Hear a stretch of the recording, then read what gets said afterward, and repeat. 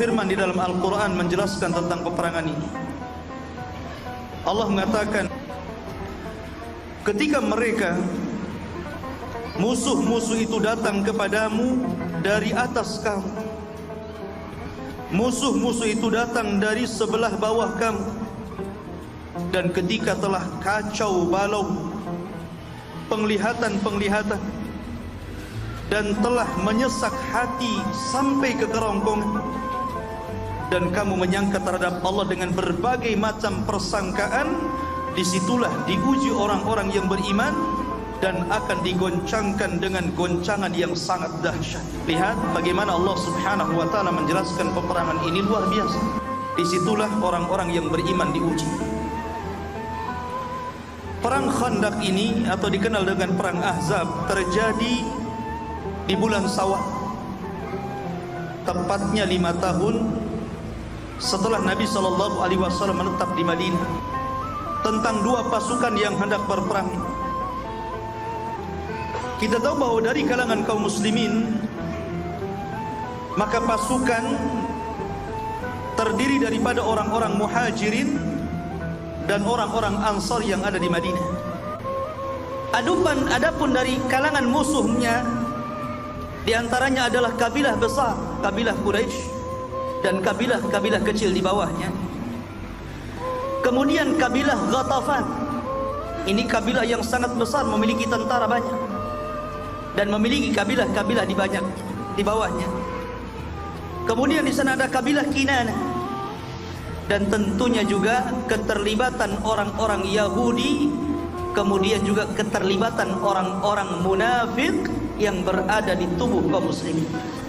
Anda bisa bayangkan kekuatannya saja sudah beda ya. Orang-orang muhajirin dan ansar dikepung dari seluruh segi. Makanya Al-Quran sampai membuat nama surat dengan perang ini, perang Khandaq. Namun Al-Quran menyebutnya sebagai Ahzab. Maka ada surah Al-Ahzab. Ahzab itu kelompok-kelompok, pemimpin-pemimpin dari kedua belah pihak. Nabi SAW memimpin langsung, kemudian Abu Bakar, Umar, kemudian juga Ali, dan pemimpin-pemimpin Ansar, diantaranya Sa'd bin Ubadah. Adapun dari pihak orang-orang Quraisy, di sana ada Abu Sufyan, musuh besar Nabi SAW dari Quraisy. Kemudian ada Uyainah ibn Husain, dan juga dari pihak Yahudi juga ada Huyai ibn Akhtab sebagai penggerak dari kalangan Yahudi yang menjadi provokator utama dalam perang ini. Huyai ibn Akhtab. Adapun dari jumlah pasukan kaum muslimin itu maksimal paling banyak 3.000 orang. Sementara dari Ahzab, kelompok-kelompok yang berkumpul itu sekitar 10.000 lebih. Karena dari Quraisy saja 4.000, dari Ghatafan 6.000, belum orang-orang Yahudi dan belum orang-orang munafik yang ada di tubuh kaum muslimin. Makanya kalau kita sudah tahu gambaran bagaimana perang Khandaq ini, wajar kalau Allah Subhanahu wa taala mengatakan hunalika betuliyal mu'minun. Ketika itu orang yang beriman diuji oleh Allah Subhanahu wa taala. Perang Khandaq atau perang Ahzab terjadi di bulan Syawal, tepat pada tahun 5 Hijriah. Adapun sebab peperangannya, kita tahu bahwa orang Yahudi di Madinah itu 2 kabilah sudah diusir Nabi. Pertama kabilah Qunaiqah setelah perang Badar, karena melecehkan seorang wanita muslimah, berakhir dengan pengusiran mereka dari Madinah. Kemudian mereka keluar dari Madinah. Adapun Bani Nadir diusir oleh Nabi SAW karena ada upaya pembunuhan terhadap Nabi SAW. Makanya Rasul marah, kemudian mengusir mereka, sehingga mereka keluar dari Madinah dan bertempat di Khaybar. Khaybar itu satu kota yang kaya, banyak kebun kurmanya. Sehingga kabilah yang masih menetap itu cuma satu, namanya Bani Quraidah, itu yang ada dalam Madinah. Bani Nadir ini yang dikepalai oleh Huyai ibn Akhtab dan yang lainnya ingin membalas dendam kepada Nabi SAW karena merasa tidak terima. Sudah banyak kesulitan yang mereka hadapi berhadapan dengan kaum muslimin. Sebelumnya Bani Quraidah diusir, kemudian mereka juga diusir. Melihat perkembangan Islam yang luar biasa, tidak tenang hidupnya. Akhirnya kemudian Huyai bin Akhtab ini mengompori beberapa kabilah-kabilah Yahudi untuk bersatu.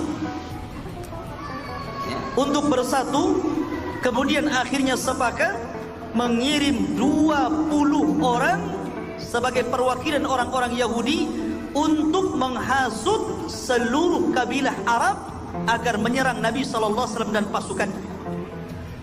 Ini sebab terjadinya perang Khandaq di sini. Dan subhanallah ikhwan, semua takdir Allah Subhanahu wa taala. Huyai ibn Akhtab dan orang-orangnya datang ke Quraisy, menemui pembesar Quraisy siapa? Abu Sufyan. Kemudian berdiskusi soal apa yang terjadi, suasana ketika itu. Maka mulailah mereka mengompori orang-orang Quraisy, orang-orang Arab Quraisy dengan mengatakan, masih ingat engkau bagaimana kekalahan engkau di Badar, kemudian juga di Uhud. Sekarang waktunya kalian yang menang. Jangan asik, sekarang waktunya kalian bergerak. Tapi sebelum itu orang-orang Yahudi diminta. Jadi mereka datang kepada orang-orang Quraisy Mekah itu, kemudian memuji-muji agama orang-orang Quraisy dan mengatakan bahwa inna dinakum khairun min dini Muhammad. Sesungguhnya agama kalian itu lebih baik, jauh lebih baik dibandingkan agama Muhammad. Provokator kan begitu ya.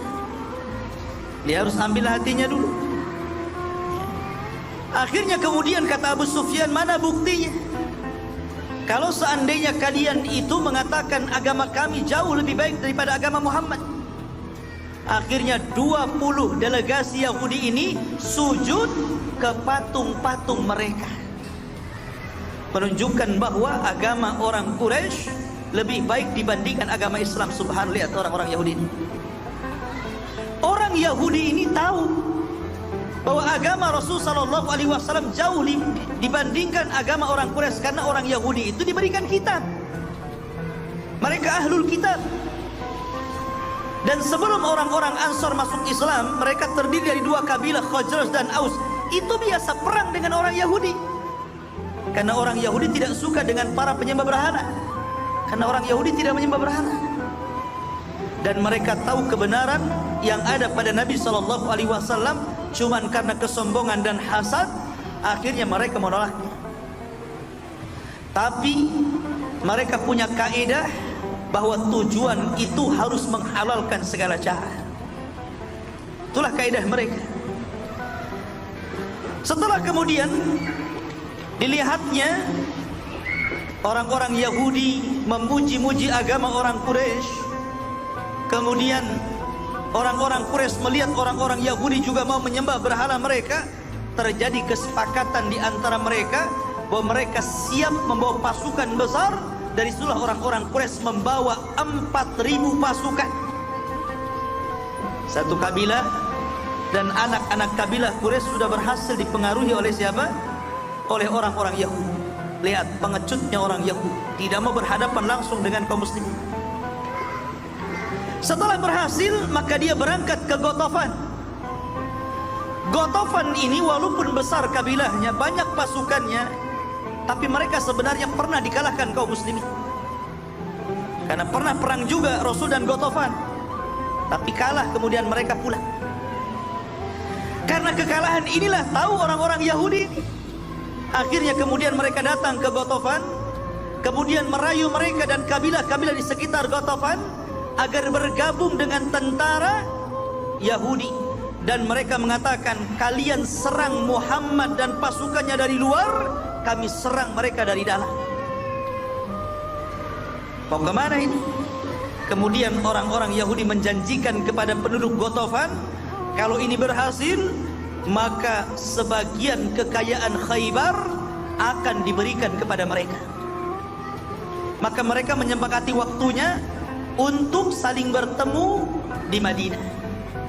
Berangkat dua pasukan ini, Quraisy dengan 4.000 pasukan, Ghatafan dan kabilah-kabilah kecil di sekitarnya membawa 6.000 pasukan. Maka seluruh pasukan 10.000 itu bayangkan, bergerak menuju Madinah. Ma'asyiral muslimin yang dimuliakan Allah Subhanahu wa taala. Maka kemudian setelah mereka bergerak, maka Nabi SAW kedatangan jasus, kedatangan mata-mata, menceritakan di hadapan Rasul bahwa ada gerakan-gerakan yang datang dari Arab. Mereka akan menyerbu Madinah. Bagaimana ini? Nabi SAW adalah orang cerdas, ya, memiliki pandangan yang luar biasa. Sebenarnya Nabi SAW bisa saja menyerang 10.000 itu dengan pasukan berani matinya, karena para sahabat tidak takut mati kecuali orang munafik. Tapi Nabi SAW ingin bertahan di Madinah karena Rasul menggunakan logika. Ini 3.000 lawan 10.000, belum Yahudi, belum munafik. Ini pasti akan terjadi kekalahan. Maka Nabi SAW berusaha untuk bermusyawarah dengan para sahabat. Ketika bermusyawarah itulah satu di antara para sahabat ada namanya Salman Al-Farisi. Salman Al-Farisi ini nggak pernah ikut perang. Di Badar tidak ikut, di Uhud tidak ikut. Pokoknya dia tidak ikut perang Badar kecuali ketika 5 tahun menetap di Madinah, Rasul dan para sahabat baru ikut perang Khandaq. Bukan berarti dia tidak mau perang, tidak, karena ketika itu dia seorang budaknya Yahudi. Dia bekerja kepada orang Yahudi sampai dia merdekakan dirinya, bebas dari orang Yahudi, baru kemudian bergabung dengan Rasul. Makanya baru pada tahun 5 Hijriah dia baru bergabung dalam perang Khandaq. Dan Salman itu bukan orang Arab, Salman itu orang Persia. Karena kebanyakan sahabat yang mula-mula masuk Islam kebanyakan dari luar, bukan dari orang Arab. Contohnya Bilal. Bilal orang Ethiopia. Kemudian Salman orang Persia. Maka Salman memberikan idenya ketika itu dan mengatakan, ya Rasulullah, wahai Rasul, kebiasaan kami di negeri Persia, kalau dalam kondisi terjadi penyerangan mendadak ataupun kami dikepung, biasanya kami menggali parit, menggali Khandaq.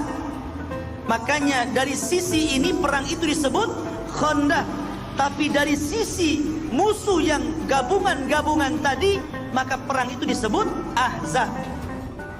Ikhwan, Madinah itu, kalau antum tahu gambaran Madinah, sebelah timur dan barat Madinah itu pegunungan batu. Jadi sebelah barat gunung batu, sebelah timur gunung batu, batu-batu hitam, cadas-cadas hitam. Sehingga musuh tidak mungkin datang dari barat dan musuh tidak mungkin datang dari timur. Kenapa? Karena tidak mungkin dilalui oleh unta dan kuda. Dan kalau mereka naik, kelelahan mereka. Artinya dari sini aman Madinah, kan? Karena terapit dari dua bebukitan dan batuan ini. Susah nih, gak bisa dilalui unta dan kuda. Sementara sebelah selatan itu penuh dengan pohon kurma, dan di situ perkampungan banyak, sehingga susah juga untuk diterobos, kecuali sebelah utara. Sehingga mereka hanya bisa masuk dari sebelah utara. Makanya dari sini idenya Salman masuk di akal, ya, masuk di akal nih. Mereka hanya bisa lewat utara. Akhirnya kemudian Nabi SAW menerima siapa? Idenya Salman Al-Farisi. untuk membuat parit yang sangat lebar. Konon parit itu panjangnya 5 meter, dalamnya 5 meter. Ya, kalau 1 meter ya kuda loncat lah ya. Kuda poni saja bisa loncat. Ya harus 5 meter lah ya, kudanya biar masuk ke dalam. Dan kalau tidak dalam, kudanya loncat lagi, kan begitu. Harus dalam dia, dan harus lebar. Dan itu panjangnya bayangkan 12 kilo. Sampai mana 12 kilo kalau dari sini? 12 kilo ikhwan. Bayangkan sahabat menggali parit, lebar 5 meter, dalam 5 meter, panjang 12 kilo. Ini pekerjaan apa ini? Nggak ada beko ikhwan. Ini pakai cangkul alat sekedarnya. Belum perang sudah kelelahan. Apalagi di musim dingin waktu itu, dan para sahabat kelaparan. Bagaimana tidak kelaparan? Mereka dikepung. Akses untuk keluar susah. Jadi wajar kalau mengatakan hunalika btuliyal mu'minun. Ya, perang Ahzab itu ujian bagi kaum muslimin. Akhirnya mereka menggali parit. Parit digali, hanya satu jalan itu saja. Dan mereka harus bergerak cepat ikhwan, karena musuh itu ada batas waktunya. Ya, harus cepat bergerak, sehingga mau tidak mau mereka harus mengeluarkan tenaga mereka untuk segera selesai paritnya. Subhanallah, Rasul langsung turun tangan. Sampai dikisahkan, karena hari pembuatan parit itu memang Madinah lagi musim dingin, dan antum tahu bahwa musim dingin sini dengan musim sana, dingin sana beda. Sehingga ini yang membuat kacau pikiran para sahabat. Sampai laparnya Rasul itu mengikat 2 batu di perutnya. Dan para sahabat 1 batu, menunjukkan bahwa Rasul lebih lapar dibandingkan para sahabat. Dan itu teori untuk menghilangkan rasa lapar. Maka Nabi SAW ingin memberikan semangat kepada para sahabat. Salah satu yang dilakukan Nabi SAW, maka Nabi SAW mengumandangkan syair. Mengumandangkan syair untuk menghibur para sahabat. Salah satu syair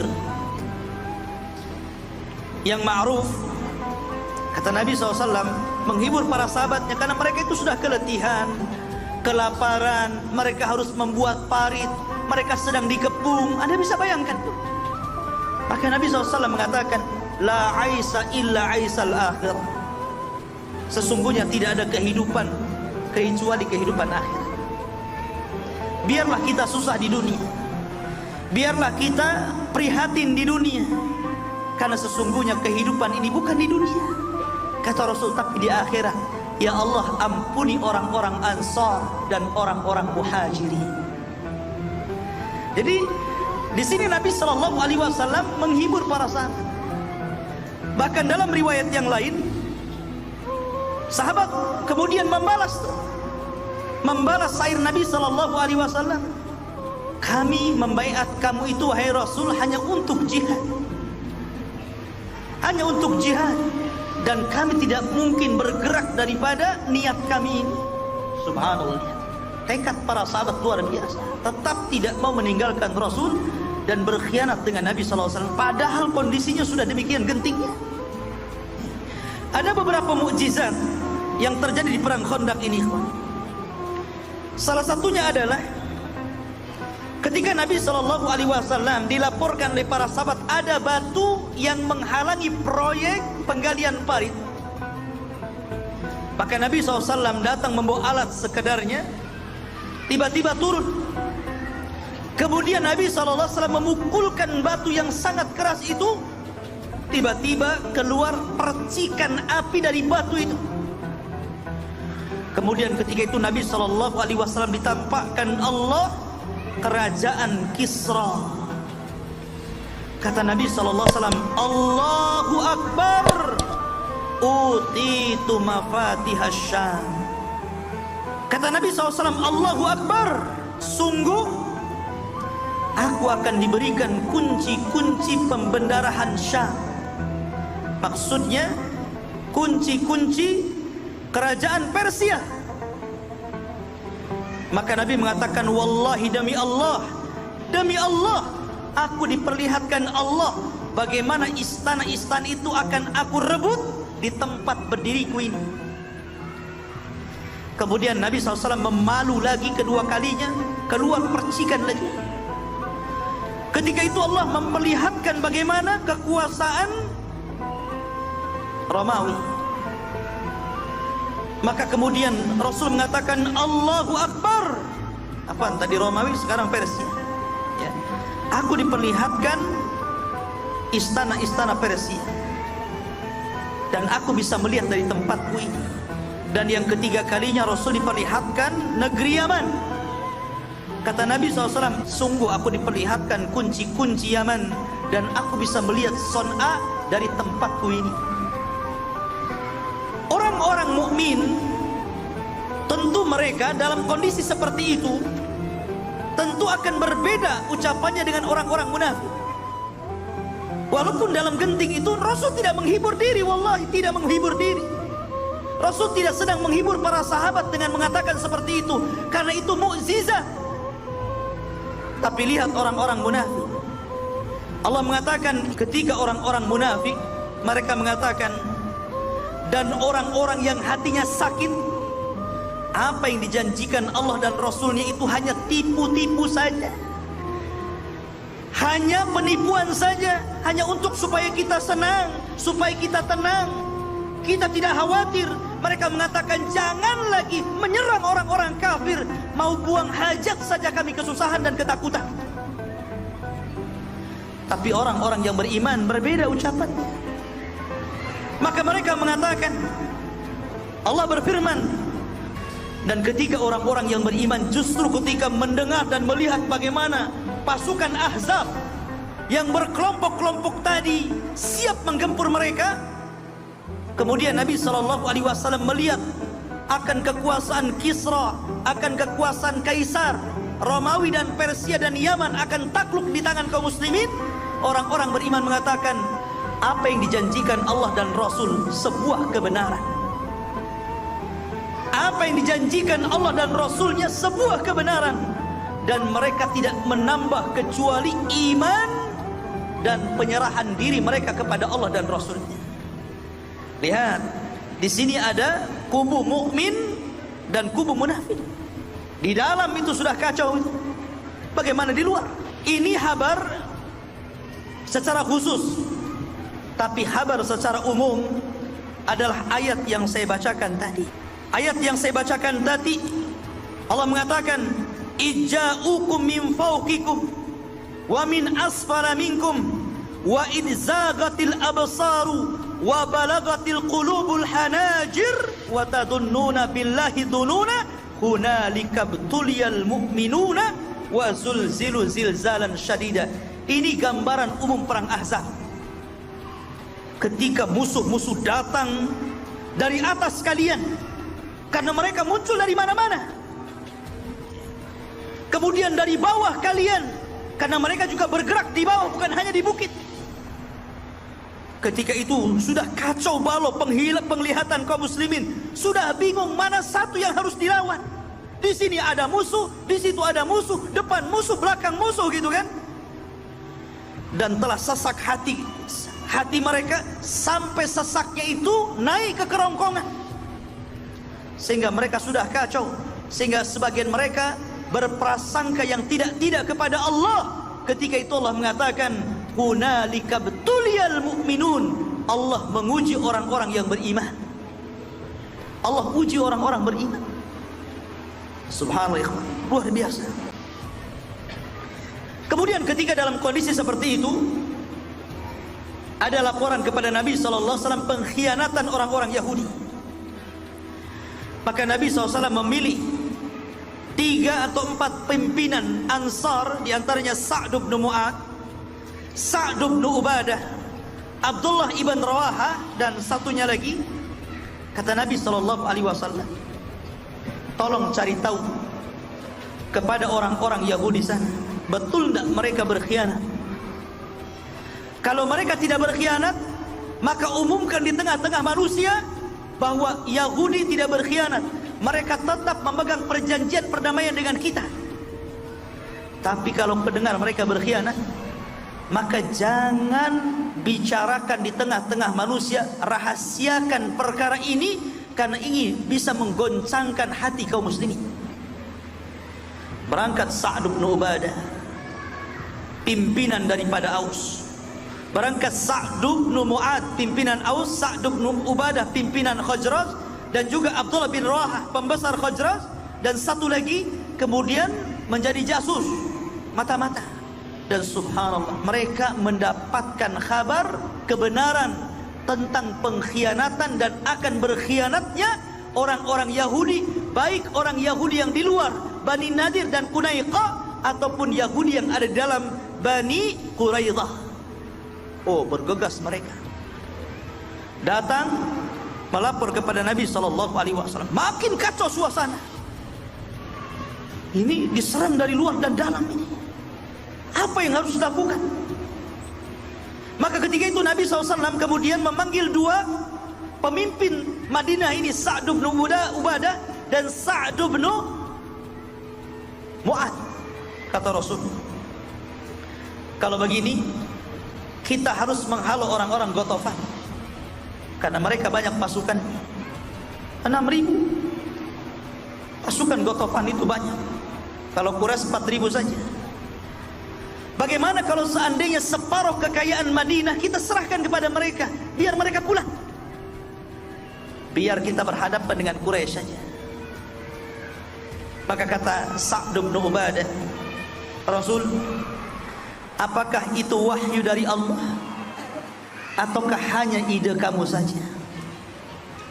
Kata Nabi SAW, tidak, ini hanya ideku, bukan dari Allah Subhanahu wa ta'ala. Pentingnya bermusyawarah, ikhwan. Walaupun Rasul seorang Nabi, tetap bermusyawarah ya. Maka kata Sa'd bin Ubadah, Rasul, orang-orang Ghatafan dulu sebelum kami masuk Islam, kami masih di atas kesyirikan. Kami saja tidak pernah menyerahkan kekayaan kami kepada mereka, kecuali karena dua perkara: jual beli, ataupun karena urusan kira ataupun diyafah. Asal urusan bertamu, mereka bertamu kita kasih, atau mereka beli kita jual. Itu kami dulu waktu zaman musyrik. Kami sudah Islam sekarang, tidak mungkin kami serahkan kekayaan ini kepada mereka. Gak mau, katanya Sa'd bin Ubadah, gak mau. Saya hanya kutip-kutip ringkasannya karena juga waktu yang kurang memadai. Akhirnya kemudian mereka melakukan penyerangan bersama-sama kepada Madinah. Kacau balau di luar akhirnya. Itu sekilas tentang kacaunya di luar. Akhirnya karena orang-orang Quraisy dan Ghatafan juga sudah berada di Madinah, sementara orang Yahudi tidak mau ikut campur lagi karena sudah ketakutan juga. Dan begitulah orang Yahudi. Orang Yahudi itu kalau berperang bersama orang Islam tidak berani langsung berhadapan-hadapan, pasti mengambil orang untuk berperang, entah dengan dibayar gitu kan, entah dengan diiming-imingi apa begitu. Itulah orang Yahudi licik ya. Akhirnya mereka pun berperang dalam perang Ahzab. Memang ada sedikit mubarazah, perang tanding di antaranya Ali dan Amr bin Abdullah bin Wud gitu kan, dan beberapa sahabat, tapi tidak banyak. Dan subhanallah yang luar biasa, dalam perang Khandaq ini tidak banyak yang jadi korban, lain seperti perang Uhud ya. Karena dalam perang Khandaq ini korban hanya sedikit. Dari kaum muslimin 9 orang, salah satunya pembesar Ansar. Dan dari orang musyrik hanya 4 orang saja. Tetapi Nabi SAW membiarkan orang-orang itu lari tunggang langgang kembali ke Mekah. Dan dengan sedikitnya korban dan sedikitnya peperangan menunjukkan bahwa Islam itu tegak bukan dengan peperangan. Karena tidak banyak korban kan, sedikit perang ya, memang berhadapan-hadapan, siap-siap tempur-tempuran gitu kan, tapi tidak jadi, akhirnya dimenangkan. Atau mungkin ada perdamaian. Dan ini menunjukkan bahwa agama Islam itu agama rahmat, ikhwan ya, bukan teroris, bukan radikalis, bukan agama sadis, tidak. Ini buktinya perang Ahzab yang dikepung saja, yang korban tidak banyak. Subhanallah ya ikhwan. Lah dari sini ikhwafil dimuliakan Allah Subhanahu wa taala berakhir kisah perang Ahzab. Saya hanya kutip-kutip ringkasannya karena juga waktu yang kurang memadai.